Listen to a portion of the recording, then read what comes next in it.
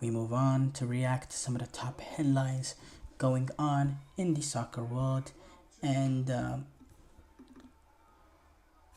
and we have to start off with Andres Guadrado. He retired from international football a few, the last international break with that last game, that cameo he had against the U.S. But it, seems like he's calling it quits in terms of football in general. It's very likely that he will be retiring from Lyon. This Sunday it will be his last game. And Andres Guadrado, he announced that he will retire from professional football, and that it's likely that his last game will be that Liga MX game, because they're Lyon are fringe playoff contenders, and obviously if they make the playoffs he'll still be involved, but chances are not that they're probably gonna miss the playoffs, in which that will be his last game. He Andres Cuadrado said, "I wanted to make public my decision to leave soccer at the end of the season and to stop being a professional player after 19 years. I want to thank club president Jesus Martinez, who gave me the opportunity to retire in Mexico. I know that things didn't turn out the way we wanted, but I'm proud to belong to the institution. We are still with a slight hope of playing in the play-in. Let's hope it happens, but if it doesn't, Sunday will be my last game as a professional. I leave grateful and very proud of everything I was able to achieve, of having fulfilled my dream. I want to thank Atlas that developed me, that gave me the opportunity to play soccer, and to each of the teams I belonged to Deportivo de la Corona, to Valencia, to Bayer Leverkusen, to PSV, to Betis." Guadrado, he really, he's a staple of my childhood. Obviously, I'm a big football fan. I'm a big international football fan, and I was a big U.S. men's national team fan. But when you thought about our rivals, when you thought about Mexico, I thought of Andres Guadrado, Chicharito, Hector Herrera, Miguel Layun. Some of these key faces, and it seems like he's the last to go out of all of them, the last to retire of all of them, and he's been involved for a very, very long time. Actually, Nemo Ochoa still, somehow he's still here. So actually, let's recorrect that. Obviously, Nemo Ochoa as well, and Cuadrado, the quality he has in midfield. Not the most athletic, but technically a really gifted player, able to control possession, had a wicked ball on him, took set pieces. He was really a leader of this Mexican national team. You go back, and specifically that,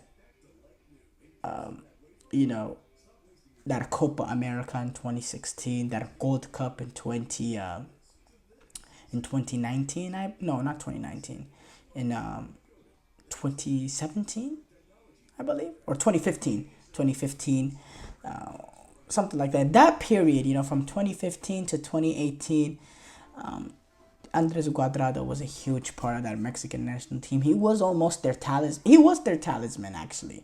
He was their talisman. There was that specific Gold Cup, and he was the main guy. I'm pretty sure it might have been the 2015 Gold Cup. I think it was the 2015 Gold Cup. It was the 2015 Gold Cup, because then they had that playoff against the U.S. men's national team to get into that Confederations Cup in 2017. And yeah, Guadrado is just a huge part of the culture of Mexican football. A very important player, and he's a player that that Mexico has missed for a while now, because yes, Cuadrado, he has been involved over the past few years, but not really the same player. They've missed that sort of quality in midfield. So, yeah, obviously it's sad to see him retire, and we hope him success afterwards. Alvaro Morata, he has been hospitalized after a collision in training. He suffered a head injury during the AC Milan training session on Thursday. The team announced it. He will remain in the hospital overnight under observation, and he's not going to be able to be available for the Cagliari clash. It said that the club announced that he has suffered serious cranial trauma. He had to be rushed to the hospital, but thankfully the MRI returned negative. In Morata, he's starting to feel better, but he's still going to be under observation to comply with protocol for other situations where this, similar case like this. So, yeah.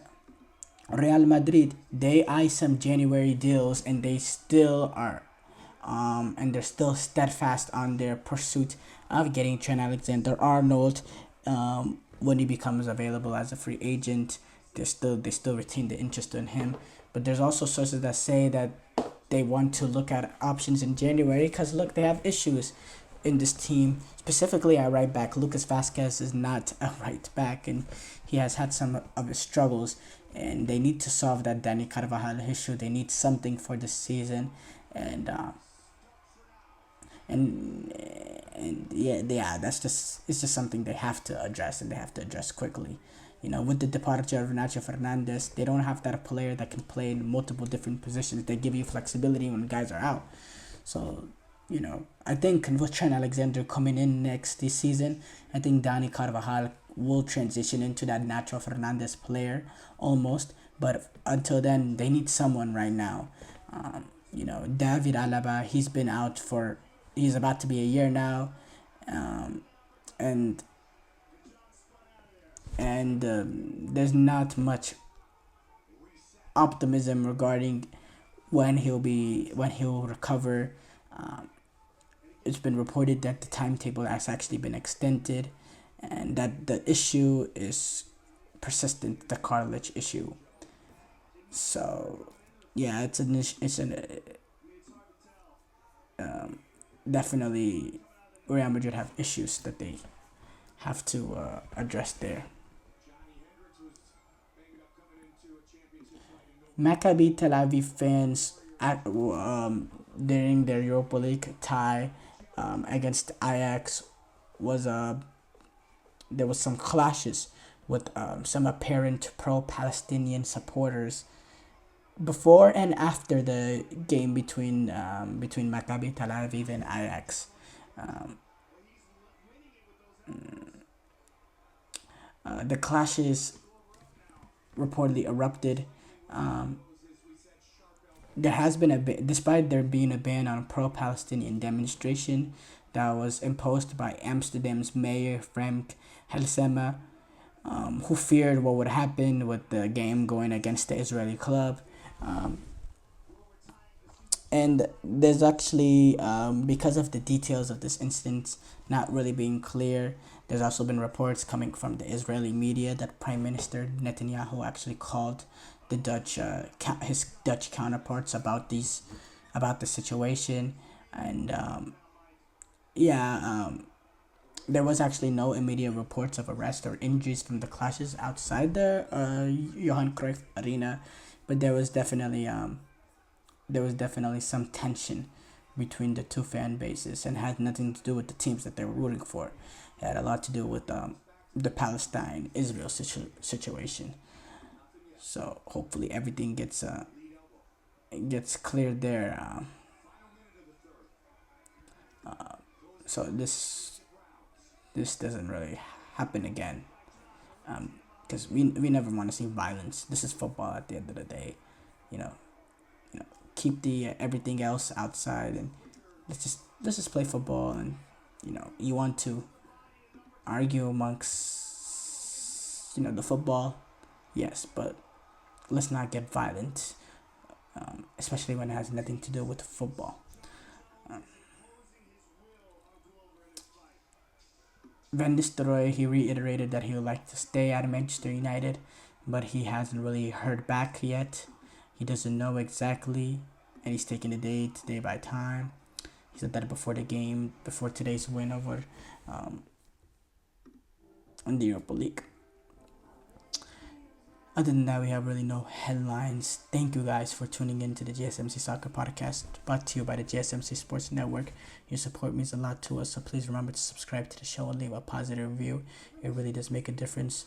We also invite you to follow us on Facebook, Twitter, TikTok, and Instagram for more content and updates. So thank you once again, and have a wonderful, wonderful day.